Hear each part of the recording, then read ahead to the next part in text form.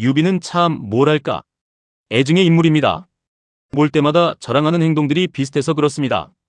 유비는 이견의 여지가 없는 ENFJ, MFJ입니다. 저랑 똑같은 유형이에요. 그래서 유비의 심리에 대한 상당히 광범위한 공감대가 있습니다. 그래서 또 제가 과몰입이 되어서 오늘 영상은 제 사담이 좀 들어갈 수 있습니다. 이 부분 감안해 주시기 바랍니다. 우선 MFJ를 수식하는 표현은 언변능숙한 선도자 혹은 정의로운 사회운동가로 나타납니다. 이들은 공통적으로 사람과 공동체를 이끄는 관계 중심형 이상주의자로 묘사되며 실적보다 사람, 합리성보다 감수성을 중시하는 리더로 표현되죠. 그렇다고 전체주의로 빠지지는 않아요. 그 누구보다 사람 개개인을 좋아하기 때문입니다. 전체주의와 공동체주의는 명확한 차이가 있습니다. 공동체주의는 소외되는 사람 없이 모든 이로움을 함께 누리고 다 같이 으쌰으쌰하자는 개념이기 때문이죠. 그리고 이런 성향은 보통 일상적인 애정 표현으로 자주 나타납니다. 자신을 죽이러 온 자객을 자신과 똑같은 그릇을 쓰게 할 정도로 극진히 대우해서 감복시키는 등 플러팅이 보편화되어 있죠. 게다가 유비는 다른 인물과 같은 침상을 썼다는 기록이 많습니다. 저도 주변 사람들 시도 때도 없이 껴안고 그래요. 가족이든 친구든 지인이든 예외 없습니다. 그러다가 처맞기도 하는데 아무튼 MFJ는 사람에 살고 사람에 죽습니다. 사람을 그 어떤 유형보다 강하게 사랑할 수도 있고 사람을 그 어떤 유형보다 강하게 증오할 수도 있죠. 한마디로 말해서 타자에게 발휘되는 감정선의 낙폭이 압도적으로 거대한 것이 MFJ입니다. 그래서 이들은 공통적으로 자기 편한테는 간 쓸게 다 퍼주지만 자기 적한테는 그 누구보다도 가혹하게 돌변합니다. 즉 선악의 구분이 매우 뚜렷해요. 내 편은 무조건 선으로 인식하고 내 적은 무조건 악으로 인식하는 경향이 강합니다.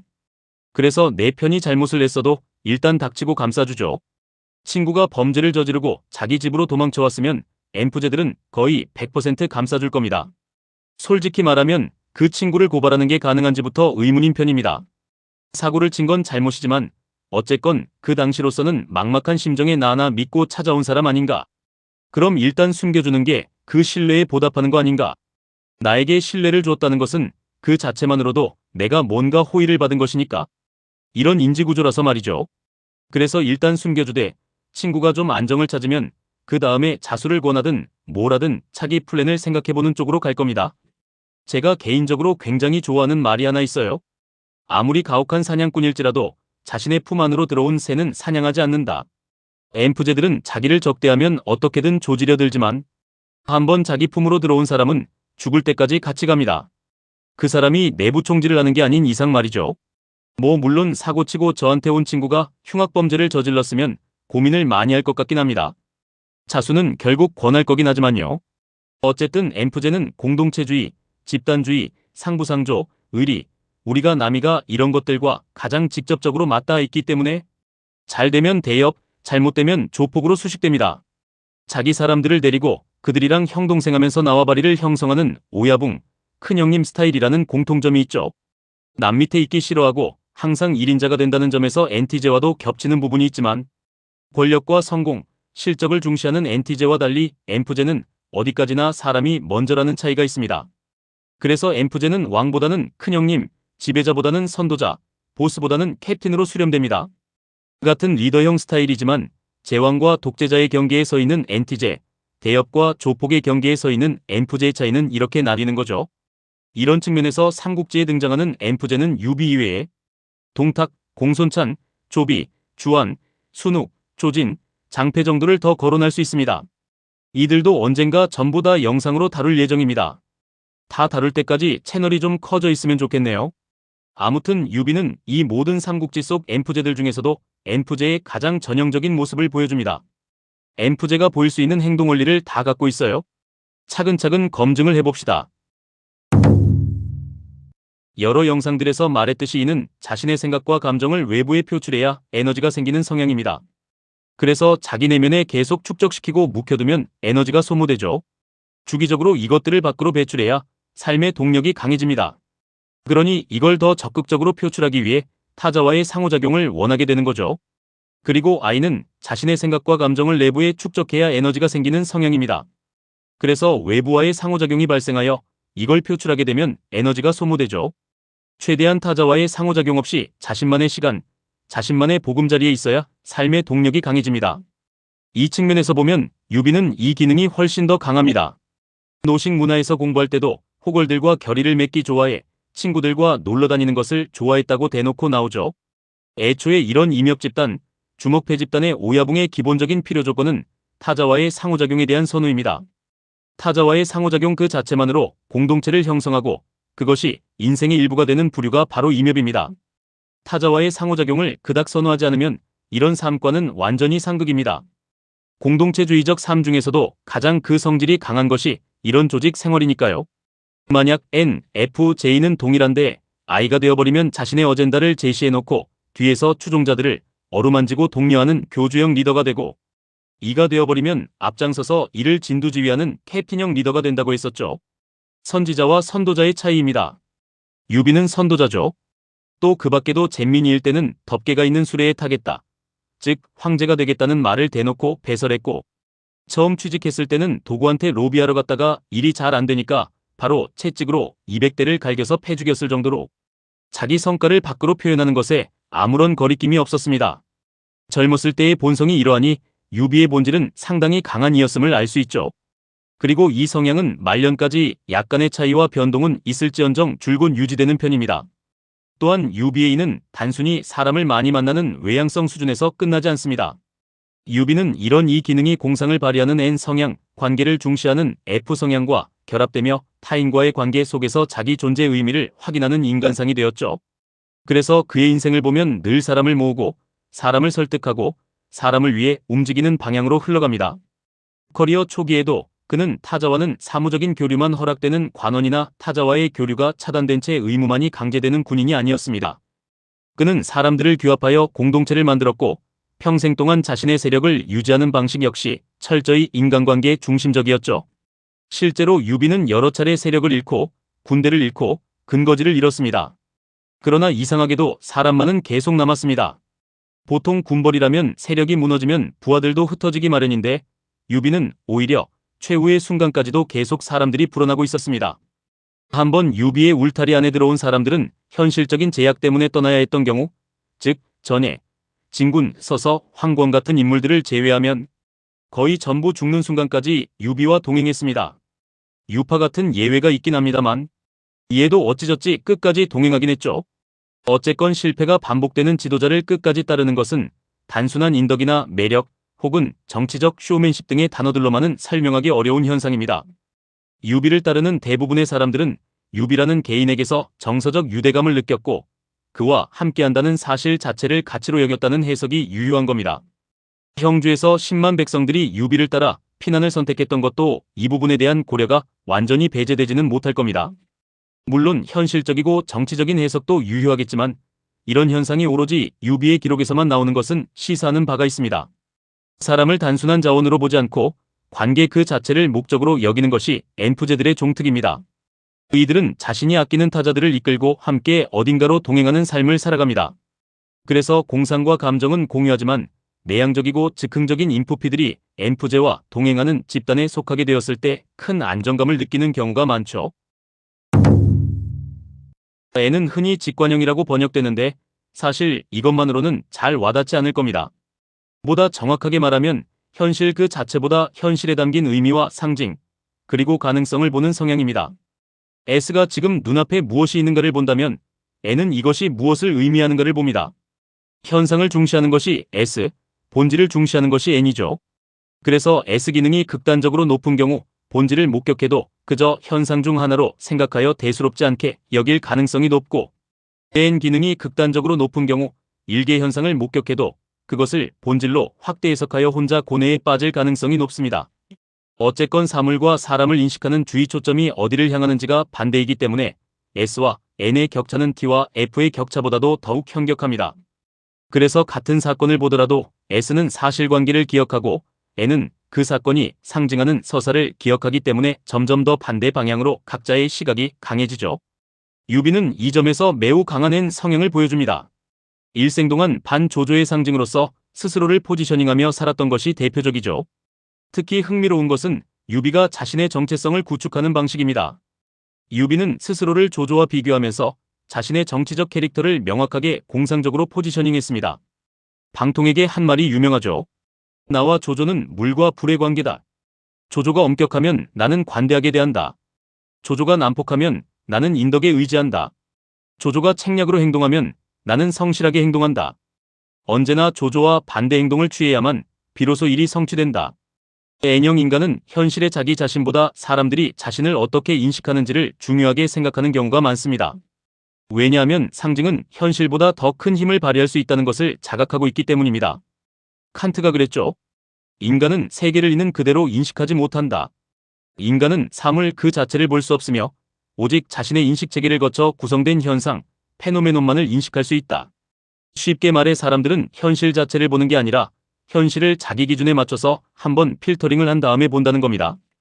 그렇다면 그 대중들의 필터링이 자신에게 유리한 쪽으로 작용하도록 교묘한 선전을 펼치는 것. 이게 이미지 메이킹이죠.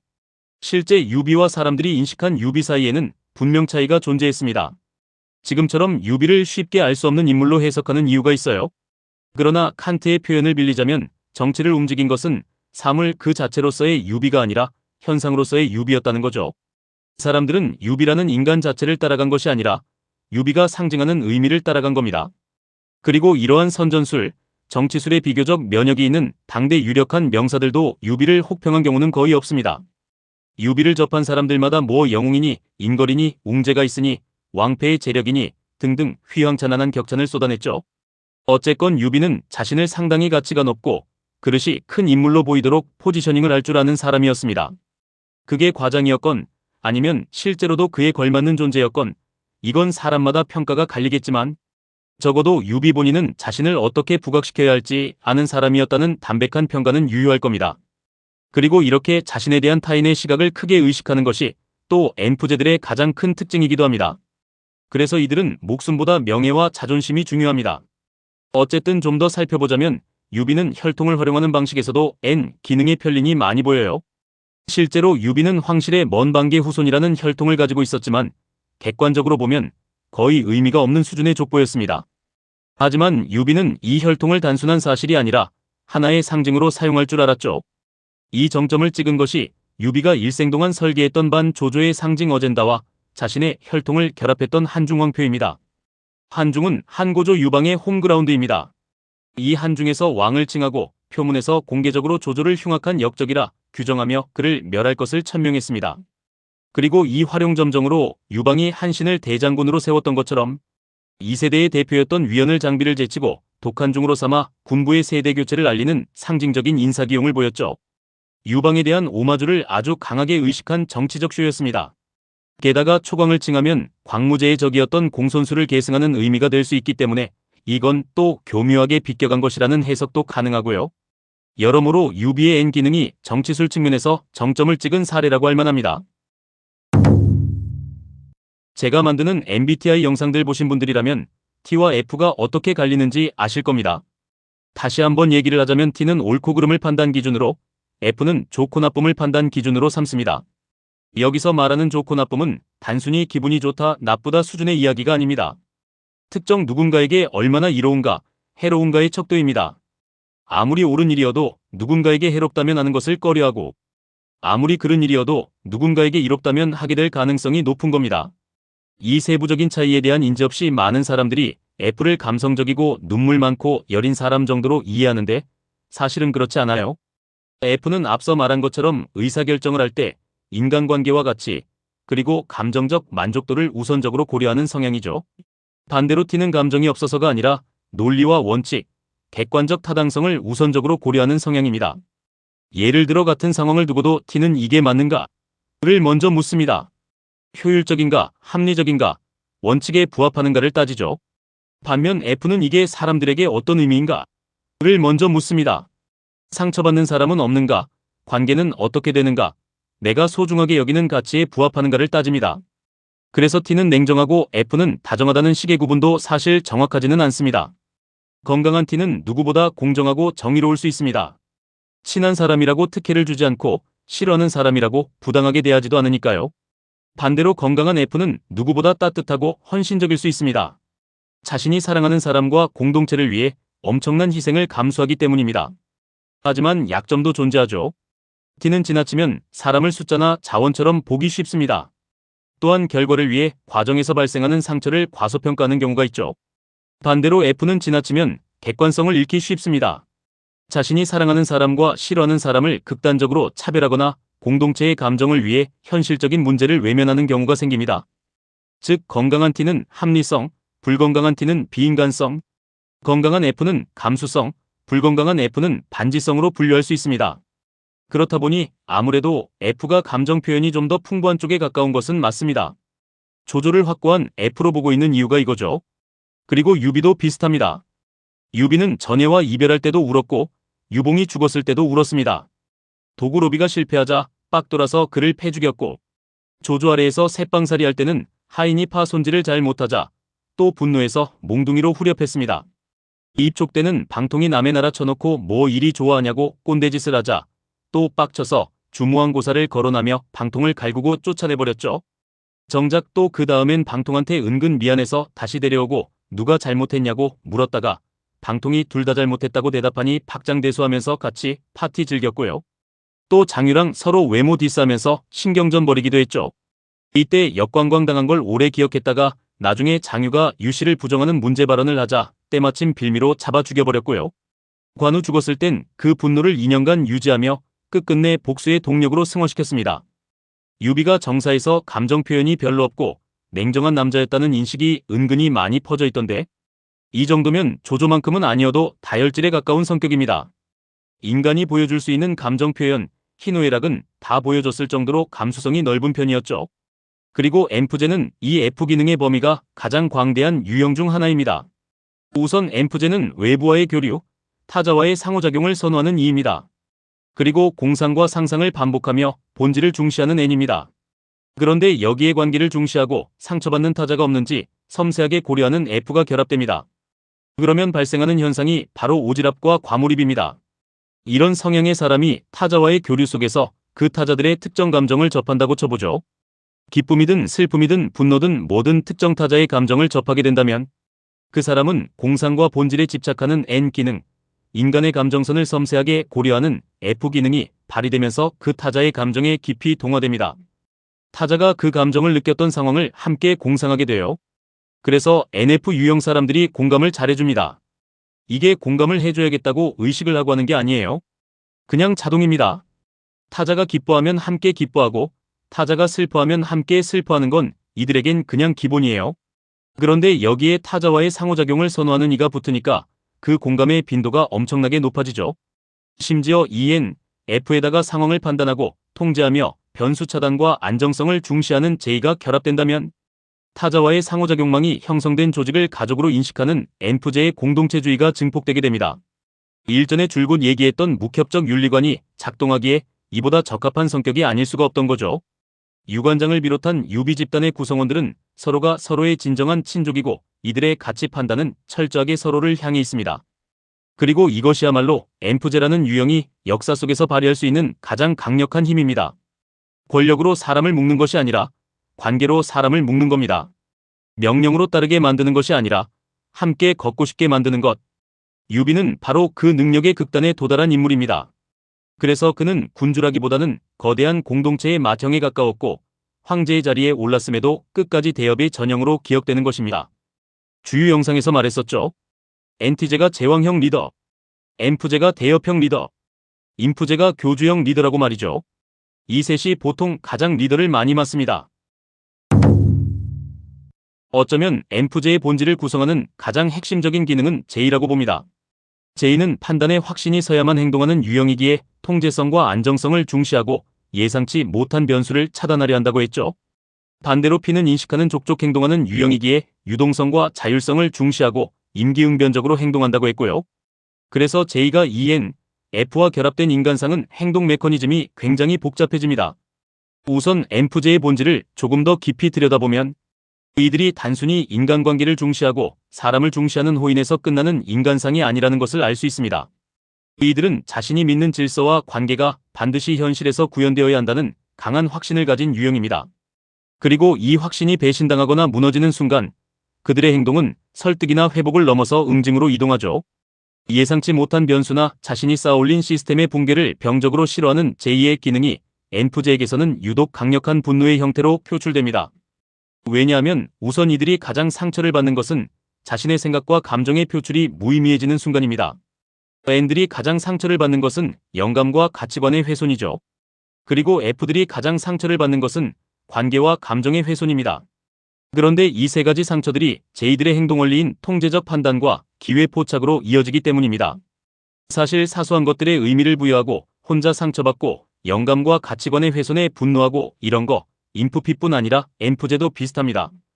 다만 인프피가 이를 자신의 내부에만 쌓아두고 시도 때도 없이 이것들을 인식하여 혼란스러운 정신 속에서 고통받느라 맨헤라로 이어진다면 M프제는 이를 자신의 외부에 표출하려는 마음이 강해지고 이것을 가장 효율적으로 표출할 수 있는 기회와 타이밍을 포착하려는 벤데타로 이어지는 겁니다. 여기서 중요한 것은 그 응징이 결코 스스로에게 복수로 인식되지 않는다는 점입니다. M프제들에게 그것은 언제나 정당한 바로잡기이자 윤리규범의 실현으로 인식됩니다. 유비의 일응대전은 이 구조를 가장 상징적으로 보여주는 거죠. 우선 일응대전이 형주를 수복하고 융중대를 복원하기 위해 벌인 전략적인 전쟁이었다는 해석은 제가 따로 영상을 만들어서 반박을 해놨으니 궁금하신 분들은 위 링크를 타고 가셔서 보시면 됩니다. 유비에게 있어 관우의 죽음은 단순한 전력 손실이나 감정적 슬픔이 아니었습니다. 그것은 유비가 평생에 걸쳐 구축해온 관계적 세계, 즉 상동과 의로 묶인 공동체의 질서 멸망에 가까웠죠. 유비에게 관우는 단순한 가족이나 부하를 넘어 유비가 구축해온 질서의 핵심이었고 그 질서가 무너졌다는 것은 곧 유비가 구축한 공동체의 실익의 훼손, 명예의 훼손, 가치관의 훼손, 축적된 시간의 훼손이 모두 겹치는, 즉 공동체 위에 세워놓은 세계 자체가 무너지는 서사의 종국이었습니다. 따라서 오나라를 정벌하는 것은 감정적 복수가 아니라 무너진 것을 바로잡는 행위로 전환됩니다. 마피아들의 벤데타는 공통적으로 감정적 보복이 아니라 집단적 윤리 규범에 강제로 귀결되기 때문이죠. 이를 행하지 않으면 그 공동체의 동력은 영구히 정지됩니다. 하지만 문제는 그 판단이 전략과 현실을 압도했다는 데 있었죠. 그러나 그 선택 자체는 M프제의 관점에서는 일관된 논리의 귀결입니다. 우선 M프제들은 자신이 쌓아올린 공동체의 질서 세계가 멸망하는 것에 매우 크게 분노하기 때문에 그러한 공동체 질서의 훼손이 가장 잘 일어나는 행위, 특히 배신이나 분탕에 극도로 분노하는 경우가 많습니다. M프제는 자신이 보내온 사랑이나 헌신이 배신당하고 훼손당했을 때 그것을 응징하여 바로잡는 것은 선택이 아니라 의무라고 여기게 됩니다. 그렇기에 M프제는 모든 유형들 중 독보적으로 배신에 취약합니다. 순욱도 M프제로 보고 있어서 이 가치관에 상당히 잘 맞아떨어지죠. M프제는 늘 인간관계에 극도로 헌신적이기 때문에 그만큼 인간관계에서 오는 스트레스가 인생을 힘들게 만듭니다. M프제에게 취약한 것으로 유명한 비판, 지탄, 조롱, 간섭, 불평불만, 투정 등등은 이들이 어찌저찌 버틸 수는 있습니다. 하다못해 폭력까지도 감당할 수는 있습니다. 결코 분노하지 않는 것은 아니지만 이것들은 감정이 격해지고 현실의 벽에 가로막히며 이상과 가치관이 충돌하면 언제든지 일어날 수 있는 행위들이라고 생각하기에 분노가 리미트까지 뚫지는 않습니다. 하지만 오직 배신만큼은 예외입니다. 배신이라는 것은 주체가 객체에게 보내는 신뢰를 능욕하는 만행이며 그 주체의 명예를 훼손하거나 정신을 박살내는 것뿐만이 아닌 주체의 인생을 더는 물러설 곳이 없을 때까지 궁지로 몰아넣는 악행입니다. 그러므로 인간관계에서 발생하는 수많은 결함과 과오를 용인하더라도 M프제들은 오직 단 하나, 배신만큼은 타협이 범주에서 철저하게 배제합니다. M프제의 생각에서 갈등은 봉합될 수 있고 실수는 반복되지 않으면 된다고 여깁니다. 그럴 수 있다고 넘길 만한 부분들이 많죠. 그러나 배신만큼은 그 순간 모든 과거의 의미를 오염시키고 미래의 가능성마저 봉쇄한다는 점에서 M프제가 그토록 중시하며 쌓아올렸던 관계 공동체의 질서를 붕괴시키는 최대 규모의 공격입니다. 신뢰는 시간과 행동으로 축적되는 자산이죠. 한 번 쌓기 위해서는 수많은 선택과 일관된 태도가 필요하지만 배신은 단 한 번의 선택으로 그것을 완전히 무너뜨립니다. 이 비대칭성 때문에 배신은 단순한 잘못이 아니라 관계에 대한 근본적인 부정에 해당하는 겁니다. 그리고 더 본질적인 문제는 배신이 상처를 넘어 불신의 구조를 형성한다는 점에 있습니다. 한번 배신을 경험한 인간은 더 이상 이전과 같은 방식으로 타인을 신뢰할 수 없어요. 이는 단순히 한 관계의 파탄으로 끝나지 않고 이후에 모든 관계의 그림자를 들이우는 PTSD로 이어집니다. 그렇기에 M프제에게 배신은 개인에 대한 공격을 넘어 그 사람의 세계인식 자체를 왜곡시키는 악랄하고 사악한 만행으로 받아들여집니다. 따라서 주체의 신뢰를 능욕하고 그 사람의 세계인식을 왜곡시키고 그간 힘겹게 쌓아온 화합과 추억의 유산을 매장시키는 사악한 배신자들에 한해서는 개인의 여건 하에서 행할 수 있는 최대치의 복수를 할 당위성이 존재한다고 여기게 됩니다. 이게 엠프제의 벤데타예요. 순욱의 경우는 이걸 조조의 즉위 반대 선언으로 정통성의 흠집을 낸 뒤 자신이 평생 쌓아온 모든 것들을 불태우고 자결하는 형식으로 표현된 겁니다. 물론 유비의 사례보다는 상당히 소극적인 형태였기 때문에 문자 의미 그대로의 벤데타라고 보기는 약간 애매하긴 합니다. 다만 신뢰에 대한 모욕, 이것에 깊은 비탄을 느껴서 삶을 걸고 반동행위를 쳤을 정도로 진심이었다는 부분에서는 맥락이 동일하죠. 신뢰에 대한 모욕에 대해서는 조조의 기묘한 모험이라는 만화에서 폴포라는 캐릭터가 아주 명료하게 설명을 했었습니다. 이 세상에서 가장 중요한 것이 신뢰라고 한다면 가장 꺼려야 할 것은 모욕하는 것이다. 신뢰를 모욕한다는 것은 그 인물의 명예를 훼손하는 것뿐만이 아닌 인생이나 생활을 더는 물러설 곳이 없을 때까지 몰아넣는 것을 말한다. 우리는 돈이나 이익을 위해서 혹은 극장이나 버스 좌석 좀 빼앗겼다고 해서 남들과 다투거나 목숨을 걸지는 않는다. 싸움은 참으로 하찮은 얼간이들이나 하는 짓이다. 하지만 모욕이라는 행위에 대해서는 목숨을 걸고 맞선다. 살인을 한다 해도 신이 용서해 주리라 믿는다. 물론 이건 마피아들의 행동 윤리이니 우리 같은 현대인들에게는 온전히 받아들여질 수 없습니다. 하지만 삼국지는 이 전제가 아주 잘 발현될 수 있는 고중세 시기에 해당되죠. 엠프제가 대엽과 조폭의 경계, 즉 임엽집단, 주먹패집단, 마피아 집단 등으로 수렴되는 조직의 큰형님을 상징하는 유형이듯이 벤데타라는 개념과 가장 직접적으로 맞닿아 있는 유형인 겁니다. 참고로 순욱도 영천 카르텔을 패밀리처럼 이끌고 자기 사람들 일일이 챙겨주고 관계, 공동체를 끌고 다녔던 게 딱 4대부 버전 대엽입니다. 그리고 앞서 해설했듯이 조조와는 영감의 충돌로 갈등하다가 마지막엔 감정적 파국으로 치달았고 자신만의 방식으로 복수를 행했습니다. 흥망성쇠가 모두 관계와 연관되어 있는 선도자였다는 점에서 유비와 동일하죠. 순욱은 다음에 자세히 다뤄보겠습니다. 저는 이성계도 엠프제로 강하게 추정하고 있는데 그 증거 중 하나가 조사이의 난입니다. 이성계의 사례는 유비의 사례와 행동 원리가 거의 완벽하게 동일합니다. 조사이의 난이라고 불리기는 하는데 사실 이 사건은 표면적으로는 조사이가 일으킨 반란으로 위장되어 있지만 실제로는 차마 아버지를 창칼로 굴복시키는 폐륜을 또 한 번 저질렀다는 사실을 있는 그대로 기록할 수 없었던 이방원의 은폐였죠. 조사이의 난을 실제로 주도한 것은 당시 태상왕 이성계 본인이며 조사의 자체는 딱히 큰 역할을 하지 않았습니다. 그리고 이 변란은 이성계가 이방원에게 품은 감정적 분노 따위의 차원이 아닙니다. 이성계에게 이방원은 아들 이방범과 이방석, 반신정도전, 창업군주로서의 명예와 권위, 자신이 설계했던 승계의 질서와 정치 시스템의 기반까지 모든 것을 송두리째 파괴한 암세포에 가까운 존재였습니다. 자신이 세운 공동체의 방향과 정당성을 비롯한 모든 질서가 붕괴됐다는 인식도 엠프제에게 심각하게 치명적인데 두 아들과 더불어 자신이 평생 동안 가장 신뢰하고 애정했던 반신과 같은 동반자까지 잃었다는 사실은 더 볼 것도 없이 벤데타의 트리거가 됩니다.